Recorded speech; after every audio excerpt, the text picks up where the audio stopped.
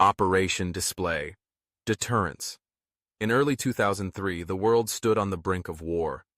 The United States was preparing to invade Iraq, citing Saddam Hussein's suspected weapons of mass destruction and defiance of United Nations resolutions. Tensions were high, not just in the Middle East, but within NATO itself. While some alliance members supported the upcoming war, others, like France and Germany, opposed it. Yet, amid the divisions, a crisis emerged that required NATO unity. Turkey, a frontline NATO member bordering Iraq, requested assistance in the face of potential threats from the regime in Baghdad. Operation Display Deterrence was NATO's answer. Launched in February 2003, Operation Display Deterrence was not a combat mission. It was a defensive deployment aimed at reassuring Turkey, strengthening its security, and deterring any aggression that might spill over from Iraq. The operation represented the alliance's commitment to the principle of collective defense, even amid fierce political disagreements about the Iraq War itself. The deployment included AWACS surveillance aircraft, missile defense systems, and biological and chemical weapon detection units. Patriot missile batteries were sent to protect Turkish cities from potential Iraqi missile strikes. NATO also deployed surveillance teams and logistics support to bolster early warning capabilities. Though no actual attacks on Turkey occurred during the Iraq conflict, the presence of NATO forces served as a powerful signal. The alliance would not allow one of its members to stand exposed. What made Operation Display Deterrence particularly significant was the internal political tension that preceded it. When Turkey initially requested NATO support, the alliance experienced one of its most heated internal disputes.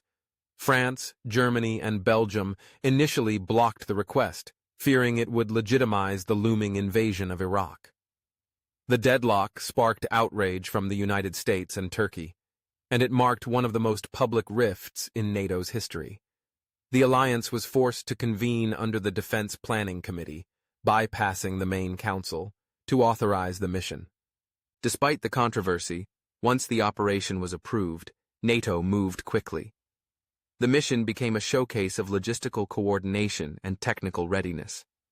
The AWACS aircraft flew reconnaissance missions to monitor the region, while chemical and biological defense teams prepared for the worst. Patriot missile crews remained on high alert, ready to intercept any threat to Turkish airspace.